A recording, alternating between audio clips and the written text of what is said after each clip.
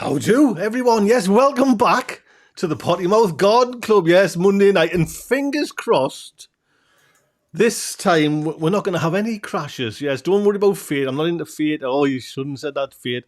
But I've tweaked figures and I've tweaked everything. So hopefully, right, before we get into these fantastic guests, you know what's coming. The Discord is open. There's still a chance to win the competition. So we've got a competition for them kneeler mats. I've got 4 kneeler mats there. So pop over to Discord and join that. Say hello, introduce yourself. It is a lovely, honestly, lovely little place to kind of keep this momentum going from the potty mouth. Keep it going and try that. That would be fantastic to see you there. And click that little thing and you win, your chance to win anyways, a little kneeler mat, which I swear by now, to be honest. So the questions, yes. Capital Q, then your question, and that would be fantastic because it helps me like narrow down the search. I miss the comments, but I can find the kind of the questions that you want to answer, and hopefully we'll get them all answered for you. Hopefully. We've also got the secrets on a Friday night.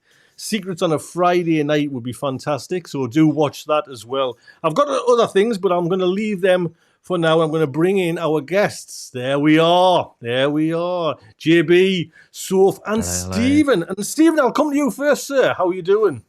I'm doing great. How are you? Good. You're looking well. I think it must be just the camera filters on you, is it?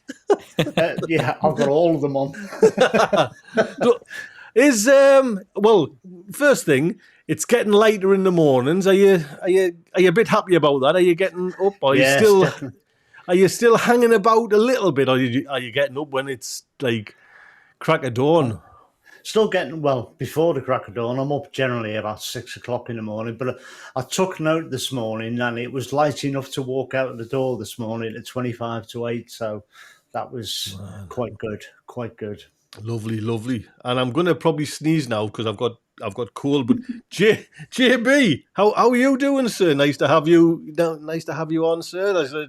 One of the finest gardeners I've ever met on the internet. There, you know what I mean. One of the true experts in gardening history, there, sir. JB, lovely to have you on again. Thank you very much. Thank you very much. Well, we're talking there, and when was the last? Have you worked out when the last time you were on? Because I only missed 1 week. Right. But it feels like I've been so busy with garden stuff. It feels like it's been weeks and weeks. Right.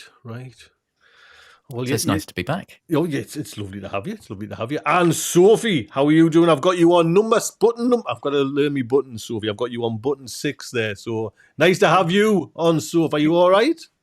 Yeah, I'm good. I'm very good. Good. You've been a busy girl as well, all in this new allotment. We're talking about that later on as well, but nice to have you on, and all things gardening coming your way as well. Oh, it's very exciting. Yes.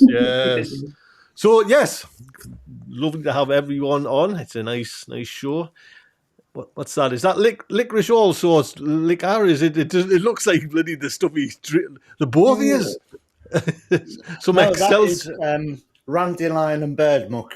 Right, I do like that, mind you. I'm just on orange juice there. JB's got a some sort of chocolate caramel stout. Yeah, I've got a nice old man beer. And as soon as this live's finished, he'll be putting his flat cap on and walking down the road, shuffling down the road. Soph, just out of curiosity, Sophie, what is your beverage of choice? Oh, always a gin and tonic. Oh, yeah. Gin and tonic. Yes. If there's any like raspberry or strawberry flavoured gin, I'm all over it. There we go. Right. First off then, I want to ask, I honestly don't know. Has anyone heard if Greenhouse Sensations have like kind of ceased trading? Now, this is the company where I got me propagators from. Them lovely. They were very kind enough to send us one of them propagators. We gave one away on the show as well. But this, I've been checking for a while there, and I've seen comments on me, the other channel, me Tony C. Smith, and this comes up. Unfortunately, we cannot process orders anymore, and this has been here for quite a while there now. So I'll be gutted if they are, because it was a handy site to go to. They had some quirky, like the duo pods and everything like that. It was Yeah. a nice place to go. Has anyone heard anything? Has anyone heard these rumours that they've ceased trading? Or are they still going? Or I've Yeah, heard a few absolutely. whispers from some places that they have indeed stopped or ceased trading, but their mother company or something is still going. So I'm not entirely sure. I've only heard little snippets here and there. But I think JB knows Yeah. some more. Yeah, so I was looking into this with Grown Local, Ian, who is in the chat. And we were looking on the Company's House website where you can see sort of, all the company details and that kind of stuff.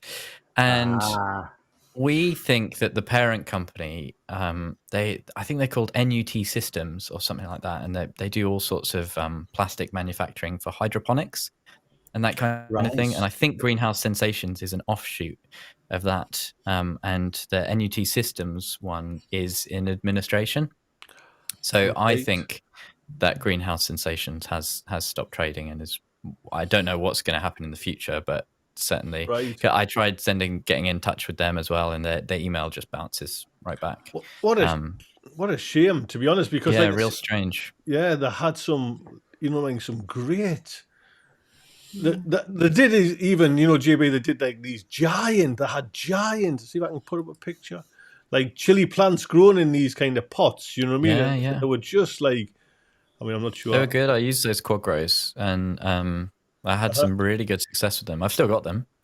But yeah, it made sense as well when I realized that NUT Systems manufacture plastics for hydroponics and that kind of thing. I was like, that's why they've got all this quad grow stuff. Because they were actually kind of close to the source, I think. Oh, there's some info there from Grown Local. Yeah. They have been bought by another company. So it might be that it'll be kind of consumed by that company or it might start up again.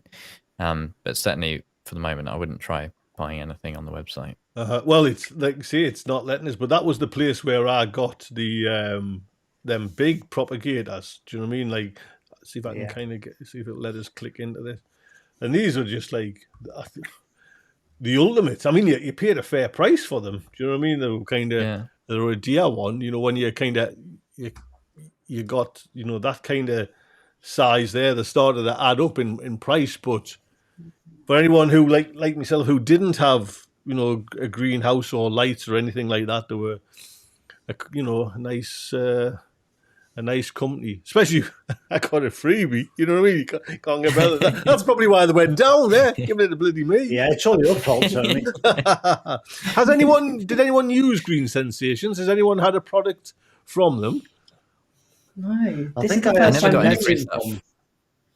What was that, JB? I was going to say I never had any free stuff, but when my channel was still just starting out, I had some of those quad grows, and they were really good because I think the pot size is about a 10-litre pot, so they're not marketed for chilies. They're marketed for kind of tomatoes and bigger plants. But chilies, if you start them early enough, do really well in them. And some of the best chili plants I've ever grown were in those quad grows, which is a bit kind of counterintuitive because it's a very, they've got the self-watering system, so it's always well watered. But yeah. Funny enough, JB, I always thought chilies didn't like too much water. You know what I mean? That's exactly it. I did tend to let them dry out a little bit, but I think the reservoir is like 10 litres or something. It's a lot of water, so it takes them a while to get through it, even in the height of summer. Mm-hmm, mm-hmm. Oh, well. Steve, have you any products from Green Sensations? Or I think I might have bought some Enviromesh off them a couple of years back, but we are going back a long time now because I'm not entirely sure. It's either them or Gardening Naturally. But I can't remember, to be honest. I've slept since then. Old now. Brain's going. Yes. JB. Where am I? Hello. JB. Right, now you're live, Steve. Now, listen. I don't like to swear on the channel, right? So you know what I mean. It's a family channel, but I'm going to show you something, right, JB? Because the last video I watched, right? Oh God. The last video I watched, I was a little bit disappointed. Right? Right? So listen, I've just watched you, JB. hooking them out, right, with bits of plastic. And worse than that, you're cutting them the wrong freaking size. Then you nearly... Then I seen you, and I was thinking, JB, man, there must be cheapest. You were using bits of like wire and making your own hooks. My God, I've got about 500 of these hooks. I'll send you them. But what They're not long enough. But what That's you why I even? was making No, the don't custom ones. Do not buy them. What I didn't realise as well, JB, is when you said it, people sent you money, and you're going to send the money back to I felt so bad. buy the fucking glass, man. What? Do you know what I mean? Please, that's all I'm asking. my It's like, face. Oh. Well, there's an update on Wednesday, folks. The Wednesday video is about another greenhouse update. That's all I can say for now. Oh, I was Episode the thing is- 183. yeah. Yes. Yeah, I did feel really bad because people literally were donating through Ko-fi and stuff, so I could buy the glass because it's so bloody expensive. I couldn't believe the quotes. They're only small bits of glass. Like that's one of the reasons that this greenhouse is such a pain. They're small bits of glass, and they were still charging like £13 a pane, and I needed about 14 or something. So I saw the polycarbonate and thought, hang on a minute. Let's give it a go.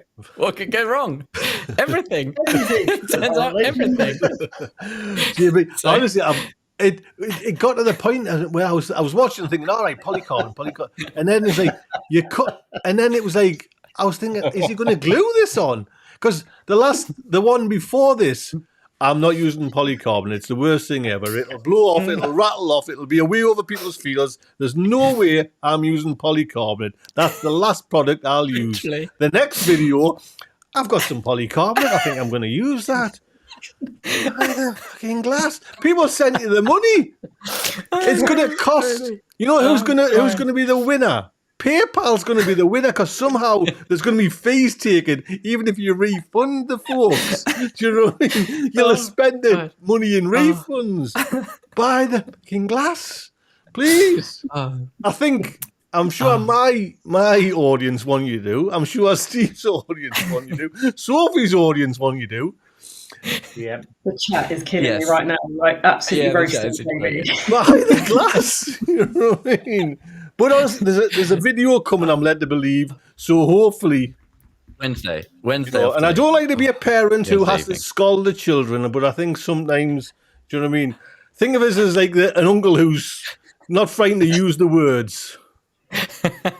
There you go.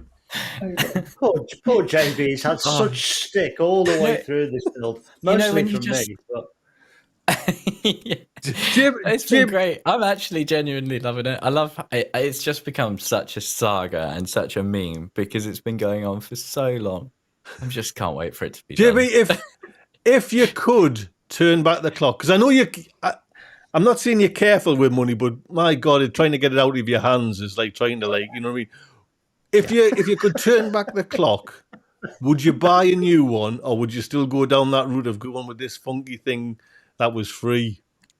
Well, the thing is, if you asked me a few weeks ago, I would have said I'm never doing this again. But it's nearly done now, right? Like things are moving in a very good direction. And now I'm starting to think like, yeah, I could do this again. Yeah, I can see this again. It's fine.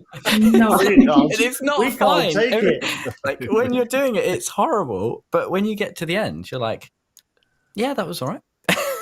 Mine, No, I know it's exactly what you feel like there when you're like doing it yourself. Do you know what I mean? And once you've put up a few, you kind of know the quirks.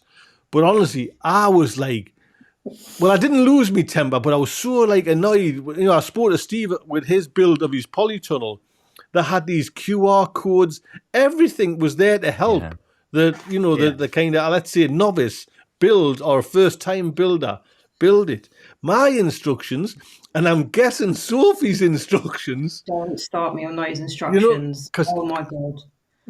Because we're both like greenhouse sensations. Soph, what was your experience like of putting it up? Because if I can just there, it's a lovely colour, mind you. You know what I mean? I must admit, I think I might have gotten the wrong colour. That is sweet as it looks sleek. Look very sleek, doesn't it? It does. It does. What was it?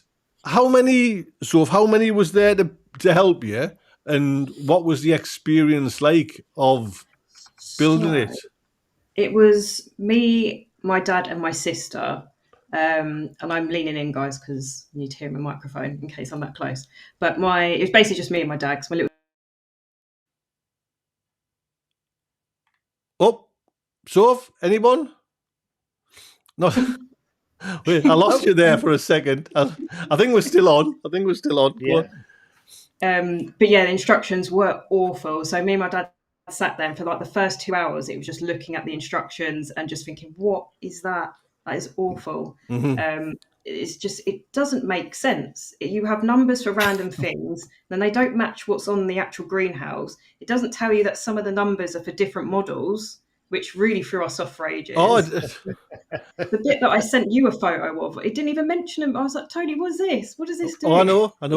And that's the thing. It's like they've done one for let's say the popular range. They've done one booklet, and it's just like you've got like different numbers, and obviously you're building these out in an allotment. It's windy. It's, you know what I mean? It's just like not the ideal conditions.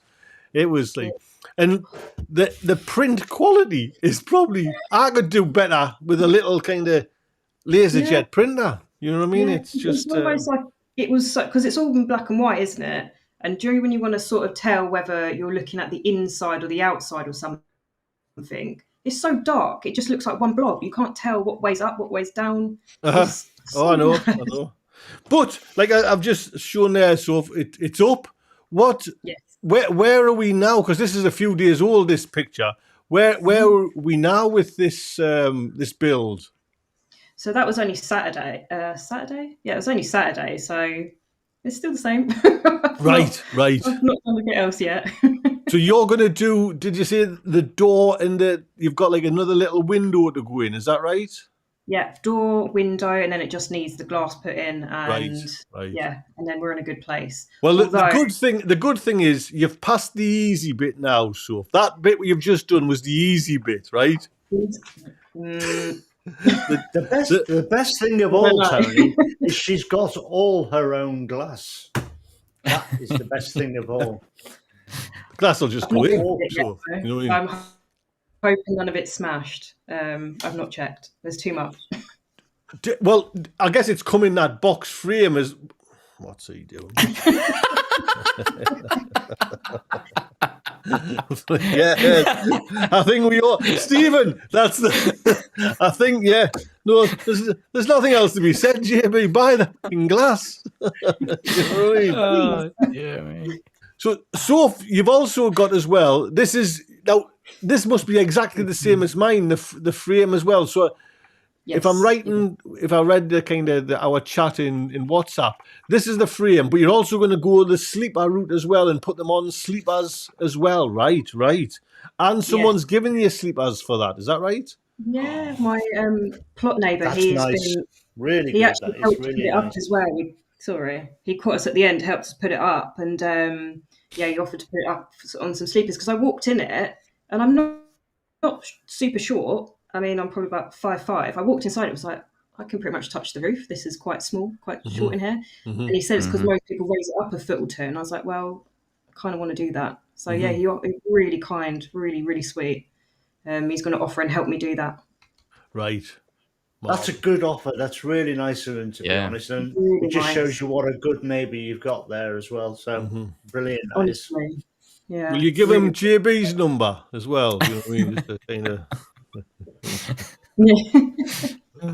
Honestly, I know I'm going back to it, JB, but I wouldn't have the kind of, I don't know what the word is, to like not drag it out this long, to put up with it. I would have threw it. It would have been gone.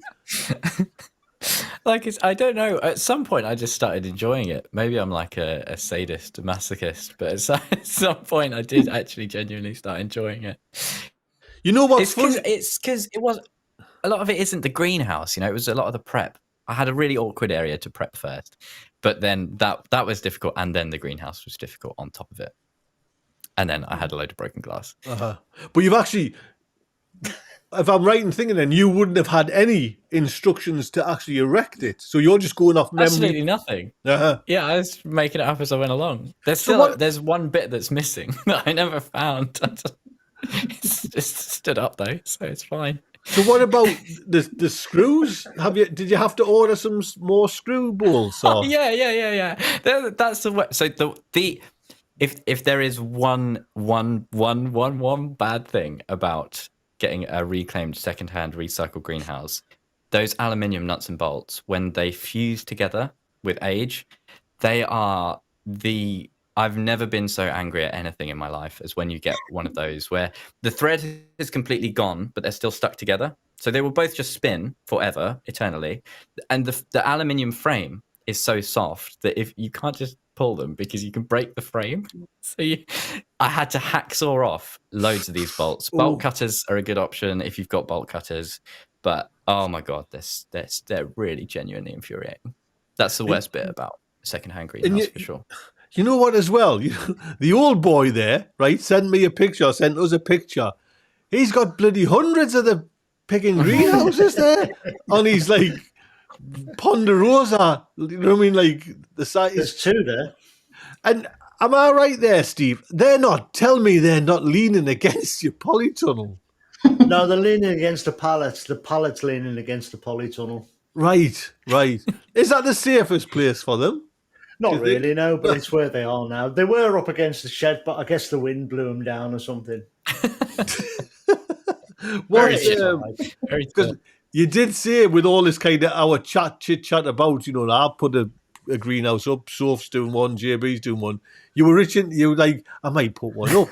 Was that just like daft words, was it? Or do you quite like a greenhouse? Well, I've always wanted a greenhouse down there for another reason, but the other reason is the main thing, and I'm not going to say what that is. And the other greenhouse is for at home. I want to extend the one at home, make it twice as long. So are they Hall's greenhouses, Steve? Or proper greenhouses. Them, nuts are nice and easy to come apart. You can get some nice cheap glass for them, I know. Take you a couple of days and then it's up. Huh? You know what I mean? Yeah. You put them on a nice sleeper base. If you drill your holes through first, then your screws go all the way in and things like that. Just so you're all right. I think most people know that kind of. Yes, please. I'm glad. So we just have to make an announcement there. If you're listening to this and you're upset by that, it's justified. Right. Well, I want to ask then. I've seen this note somewhere, and I'll come to you first, Steve. In your time of gardening, which there's a few years there, have you seen like a paradigm shift in garden? Like even like say not just say tools, but methods. Have you seen anything that's kind of took you and thought, this is the way I'm gonna? And I know we've got like no dig and there's raised beds. Are them the big two paradigm shifts you've seen in gardening, or is there more? Or no, there's loads. I mean, it used to. I mean, for instance, it used to be frowned on if you didn't dig your whole plot over by sort of the end of February. You'd be getting letters from your parish council. Everything had to be pristine soil by the end of February. Just silly old things like that, old traditions and things that were set in stone. But gardening's changed so much, it really has, and will continue to evolve and change as well. Some things for the better, some things for the worse.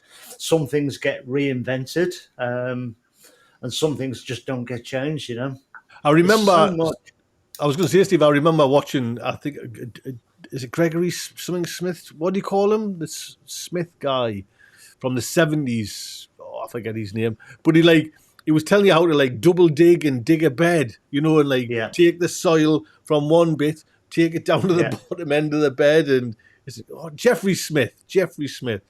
And it was just like, wow, I've never done anything like that.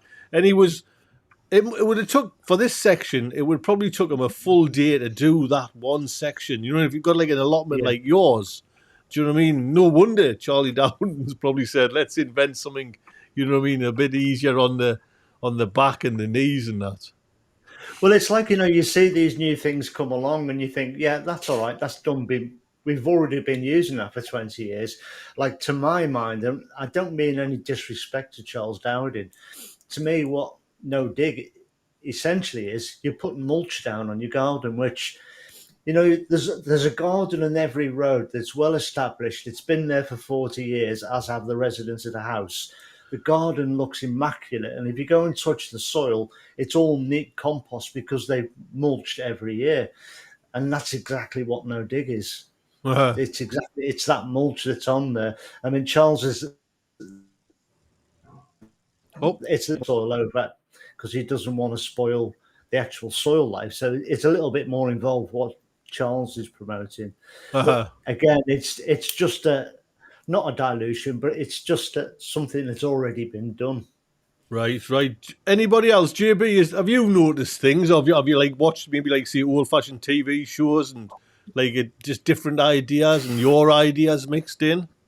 I think one of the things that struck me is, I mentioned this on the last episode, but I got my hands on one of those old Reader's Digest grow your own food books from the 70s. And I was reading through, and it was remarkable how much of the advice was still relatively current. The only stuff that really stood out was the stuff about double digging and getting everything dug again, sort of thing.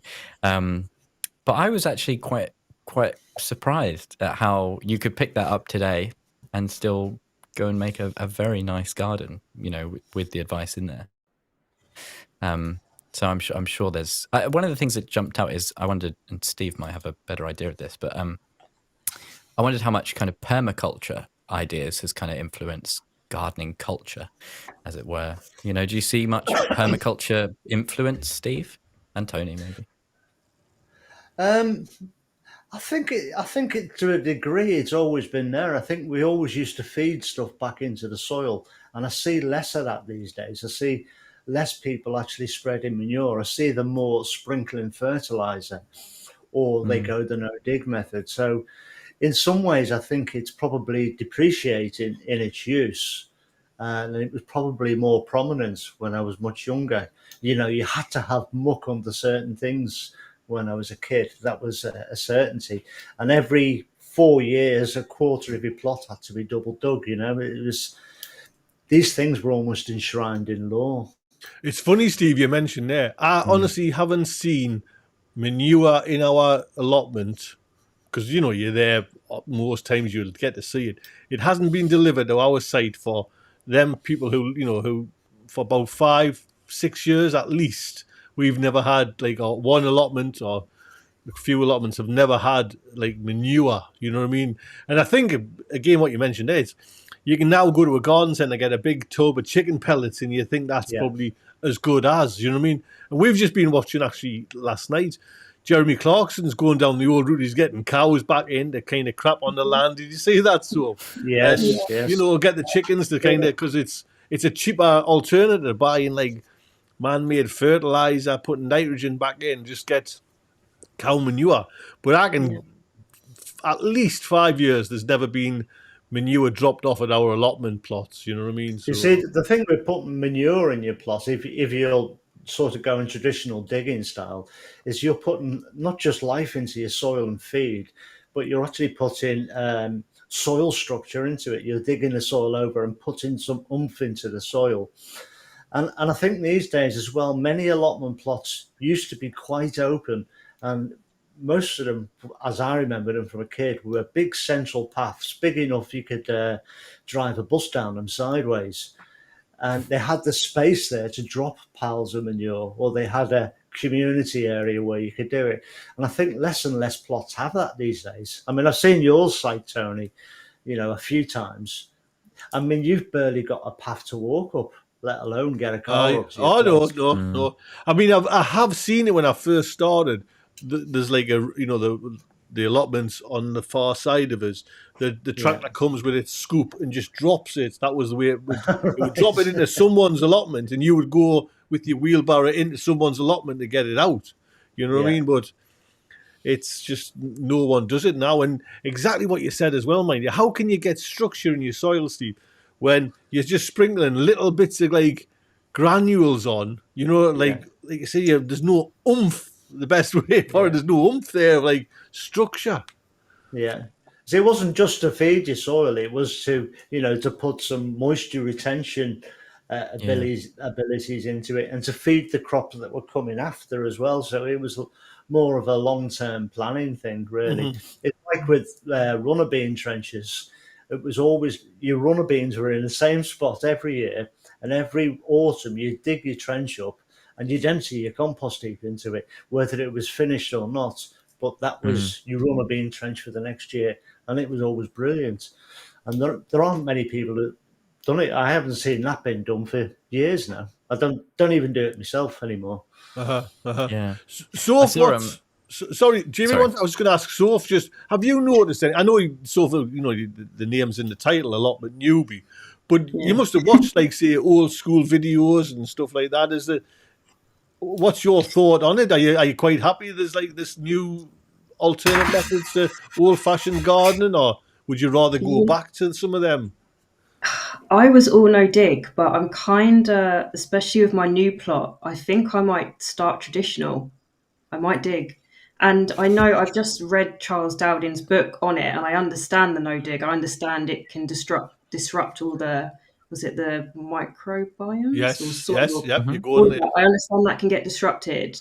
But I think we get lost in the fact that, yes, it can be disrupted, but it does come back after a little while. And I think when Charles looked into it, he said from the patch that he dug, it took up to 6 months for it to start rejuvenating itself and getting back to the state it was before it was disturbed. So it's not the end of the world if you dig.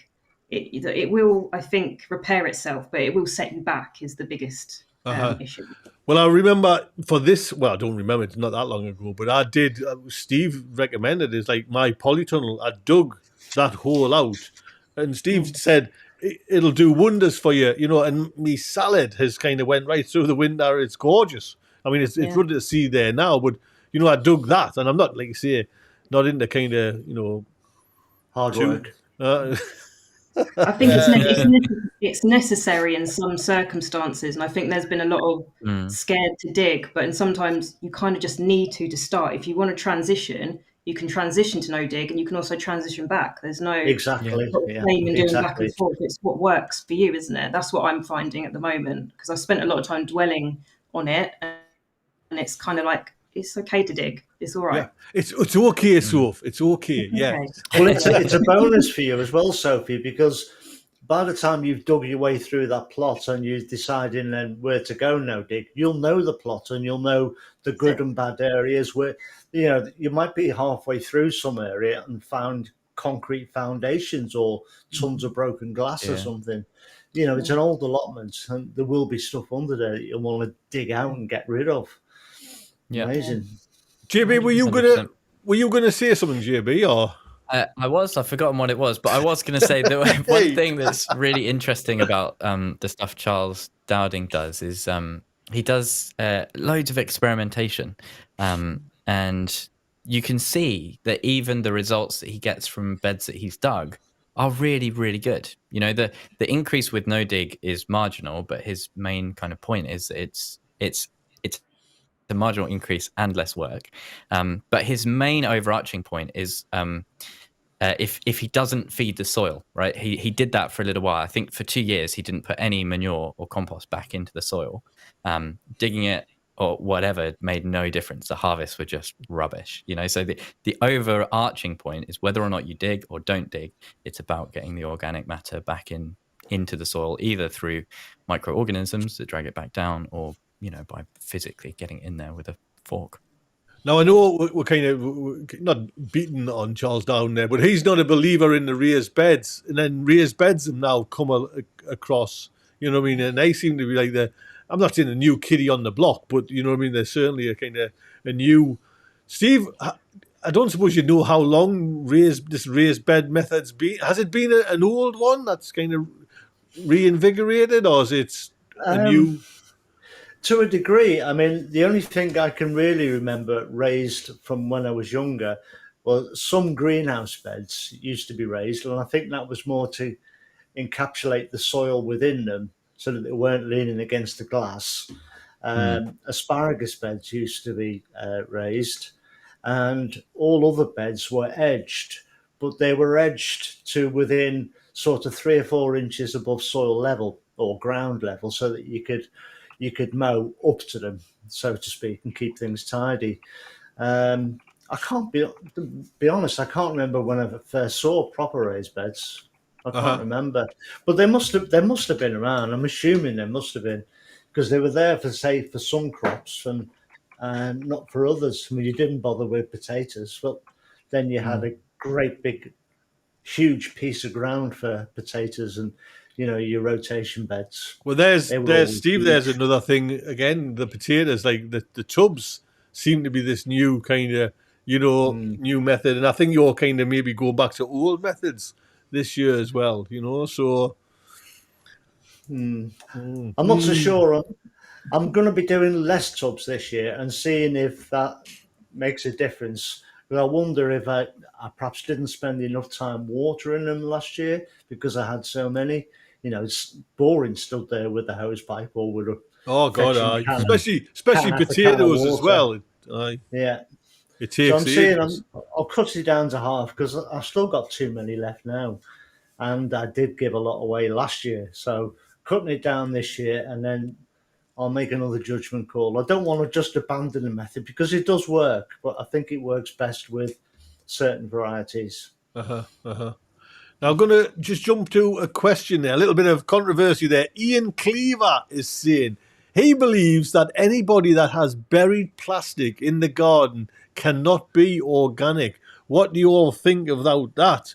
So, well, Ian, to be honest then, if you're kind of saying buried plastic, because I've got, like hoops, plastic hoops jammed into the ground. That's plastic there. There's the polytunnel is by far, is kind of plastic as well. So, what's your thoughts on Ian's little take on that? It's an Anybody? interesting question.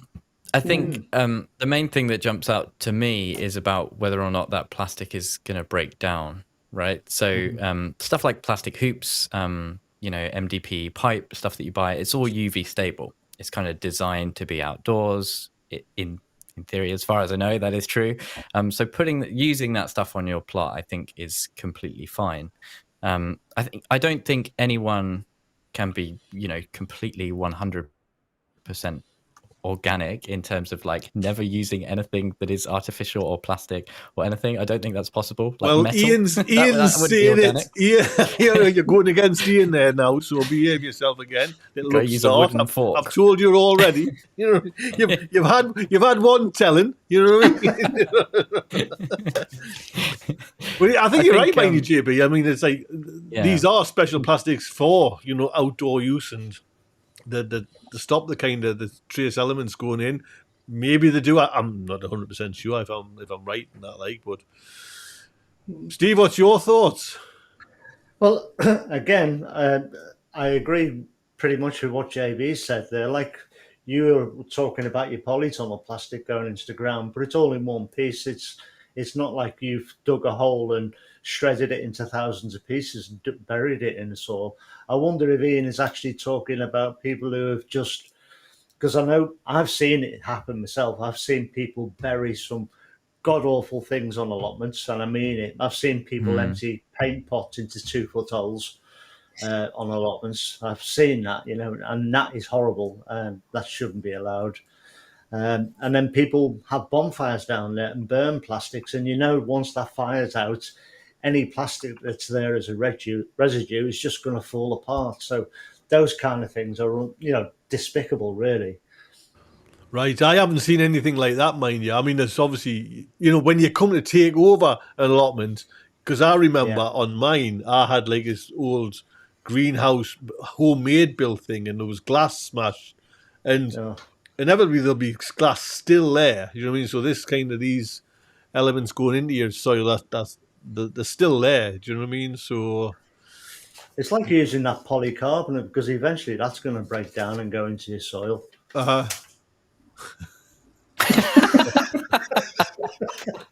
Stephen, I think we've picked on him enough. You know, I think he's picked on him enough there. We have. we have. Let me just put up with the parsnip competition. We're all talking about the parsnip competition. It's coming soon. Mute your mic, Stephen. Thank you very much. I missed nothing.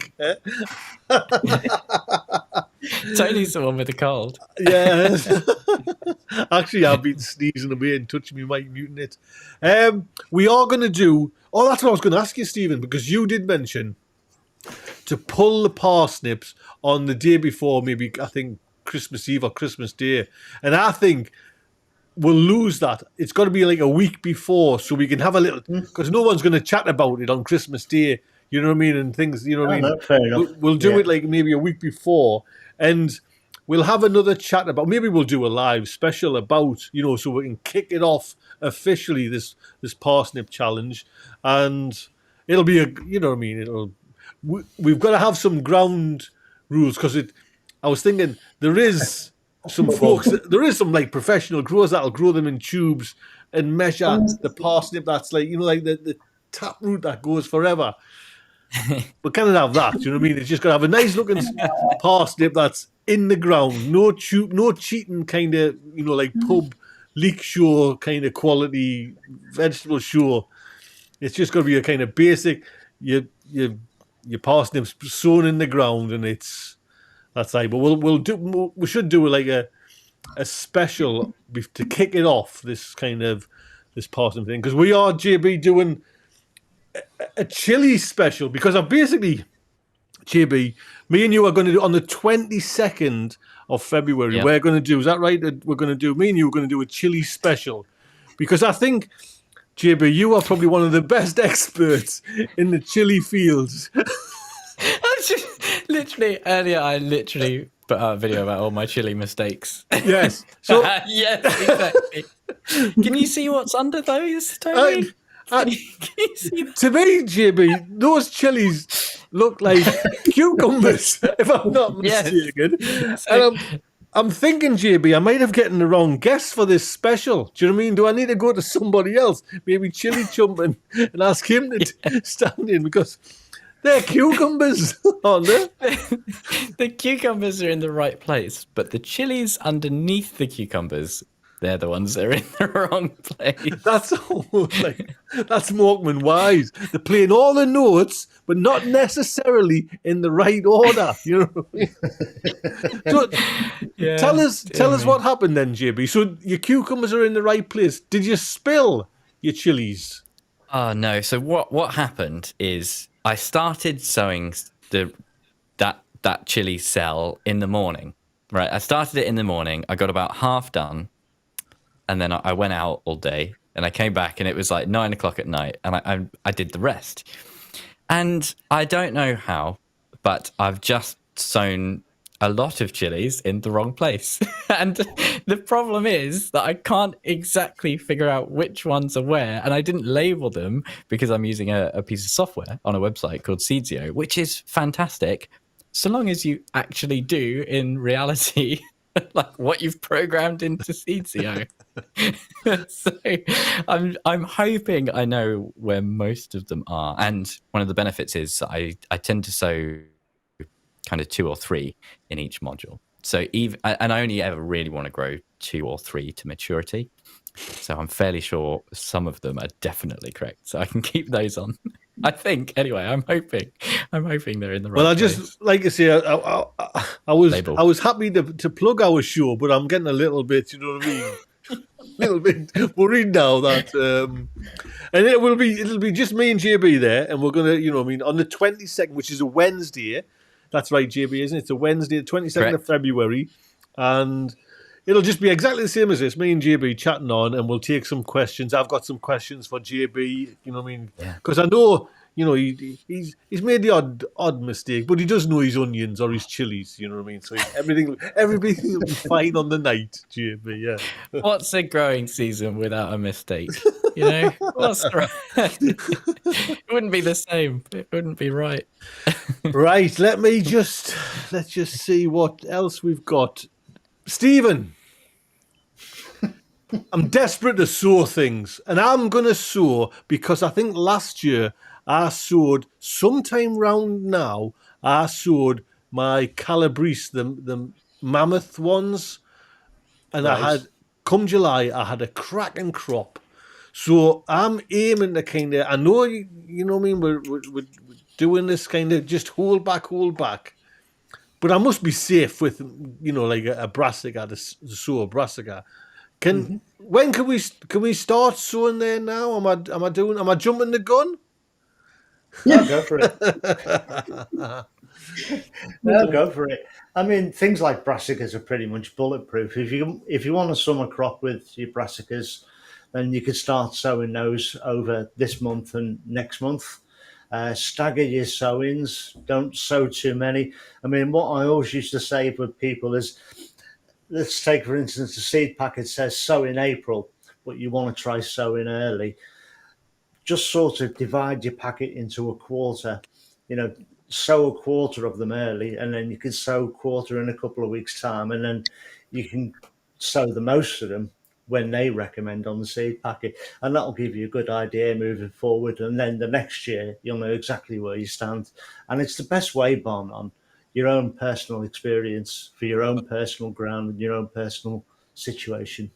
Well, I know, Sophie. I know that your new allotment. Kind of there's loads of work going on, and now you've got this mammoth build of kind of which is going to just obviously focus you.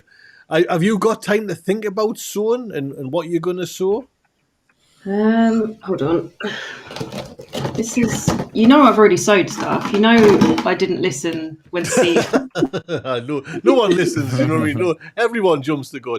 Oh, what we got there then? And I wish I had listened, Steve. This is why you don't sow early. These are so leggy.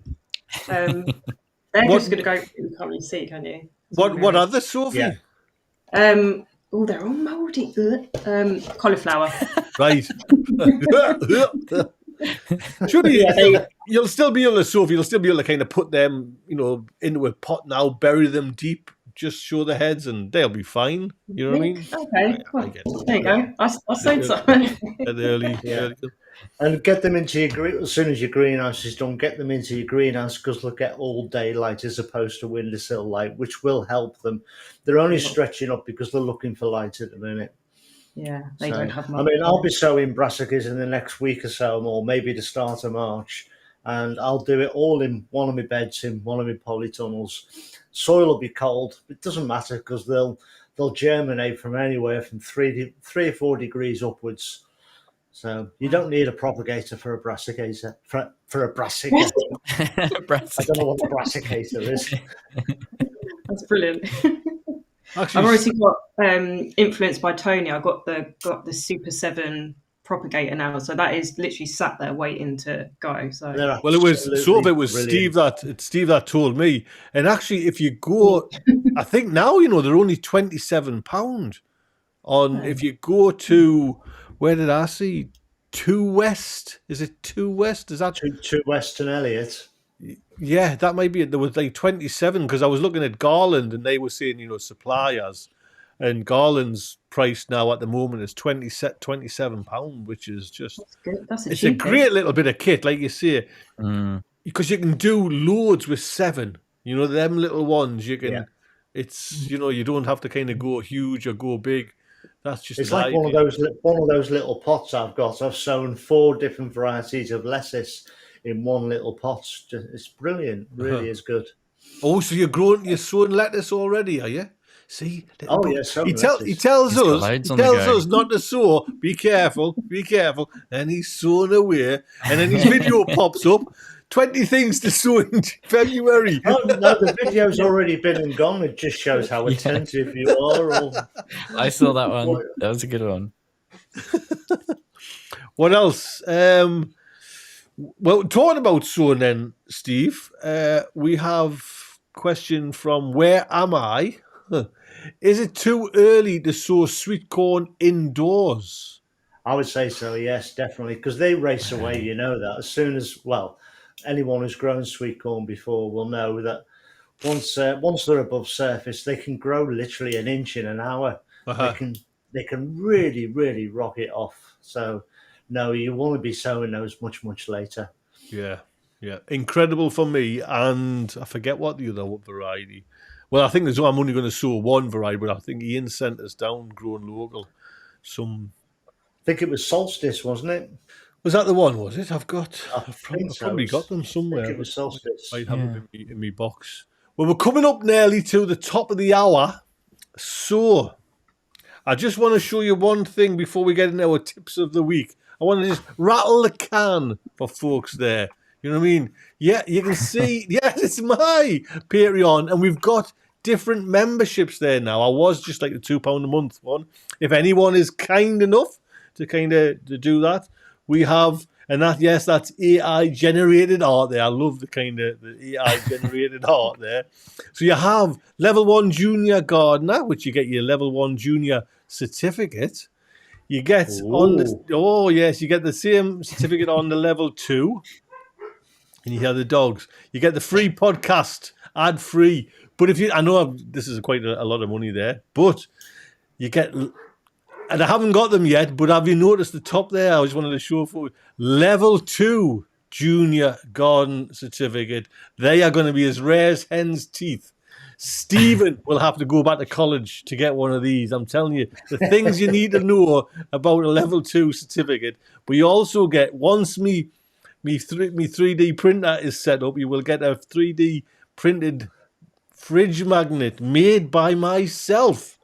So that is coming. Yes, my God. I want to see one of those. Yeah, they'll be all bent and squiggly. You know what I mean? So I get a little bit of grief off Stephen every now and again that I don't, well, quite often every week, to be honest, that I don't do a tip of the week. So I thought, once a year, I'll do a tip of the week. Right? Once a year? Once a year, I'll put myself on the front line and I'll do a tip of the week. And this tip is a weather app, which I am loving. Let me just show you here.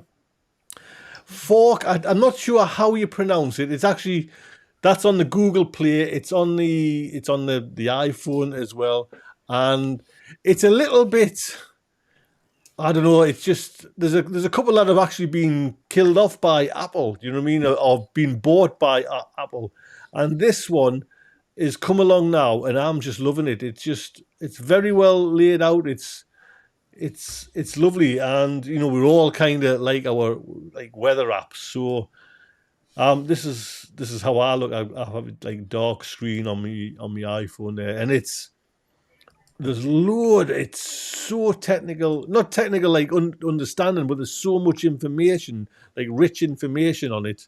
I'm loving it. I think I've got I think there's maybe a pro membership, and I think I can't say exactly, but it was maybe £20 for the year. I think something around there, or maybe 14. I'm not 100% sure, but it's lovely. So that is my little tip of the week. I'm not sure how you pronounce it. Forka. Weather app, wedding app. So next year I will come back with a slightly different tip of the week. You know, maybe a different app, but that one is the one I like. JB, Hello. tip of the week, sir. Mine is all about Seedsio, which is a website maybe not advertising. This is the one. This is the one where you've forgotten video. all your chilies. You're now trying to use this as a tip, right? The kid's got the kid's got some nerve. I do recommend. It's a website that Chili Chump made himself, and you can go create, it can be really really deep. There's loads and loads of features, but the most interesting one for me is the sea tray feature. And, you know, it's got programming in there so that you can create NFC tags for your plants. And if you've got loads and loads of plants, you can oh yeah, there it is. Tag your little labels with NFC, so you can just like tap your phone on the plant labels, and you can like see all the history of the plant that you've put in and pictures you've taken and all that kind of stuff. But the main reason I use it is for the seed trays, and it's brilliant if you've got a seed tray that has lots of different varieties of things. For example, chilies, aubergines, tomatoes are another really, really good one.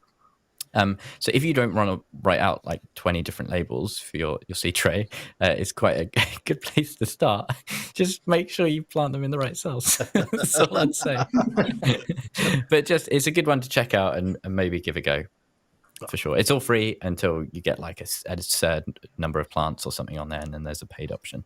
But really, really cool. And it's like a bit of a social thing as well. So like Tony had up there, you can sort of share your progress. You can look at how other people's chilies are doing, like in your same kind of grow area, see how long they've been planted, all that kind of stuff. It's really cool. You can get like an idea of whether or not your chilies are up to par or if you're having a bad year and that kind of thing.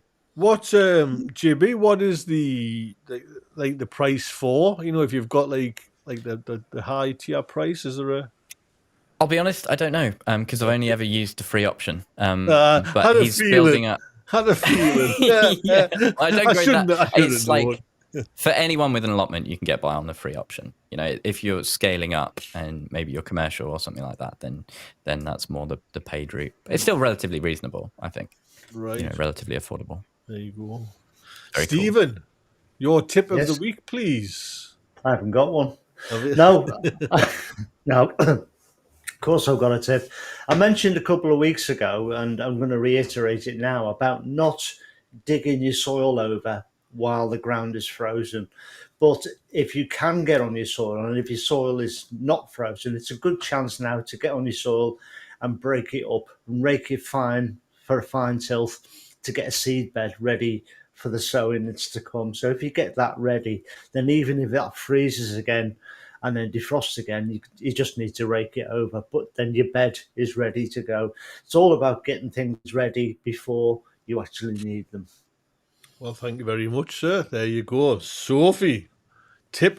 You're looking a bit worried there. Tip of the week, please, Sophie. I don't have one. I've literally got to the point where I've reached the limit of my very new gardening knowledge, and I just don't. I'm really sorry. See, I would cheat, Sophie, and I would just go to ChatGTP and just say, "Give me a gardening tip." So that's a tip from me to you for next time. Do you know what I mean? Yeah, I'll take that one. I'm sure that's what Steve does. So, you know. Well, your tip this week, Sophie, is to make sure you've got an extra pair of hands when you're putting the greenhouse up. Someone you can sit there and read the instructions with. So I think, in all fairness, you've already given your tip. Okay. When just before we go then, so what's your planned progress for your greenhouse? You know, because obviously JB's took about 4.5 months just to get the frame. In February, that was the deadline. I had a deadline. It was public. I was challenged. End of February. We're not there yet. What's your route then, Soph? What's your plan? How quick's it going to go up? I'm going to try and work on it this weekend. So I want to say maybe like 2 weeks' time. I want to, because at the moment, obviously, we need to lift it up, which might result in me having to level the ground a bit more. So I've got to do all that. And then I've got to glaze it and do the door. So I'm giving myself 2 weeks, or 2 weekends, if that makes sense. Right. Sounds ambitious. Yeah. Sounds ambitious. When you start talking about leveling it out and building a face, you might be able to, though. That would be good. I tell you what, though, you could get about 15 videos just from that little bit if you were JB. You know what I mean? JB. Forgive me, please. Forgive me, please, lad. Of course. It's all good. One quick last go. Don't forget my Patreon. I think that is it for this week, gentlemen, ladies. Thank you so much indeed. It's been an honour and a privilege, and we've had a good laugh at someone's expense. But I'm sure the videos are coming. There's new stuff on the horizon for the Wednesday. Right. Take care, everyone. Thank you so much. Bye bye.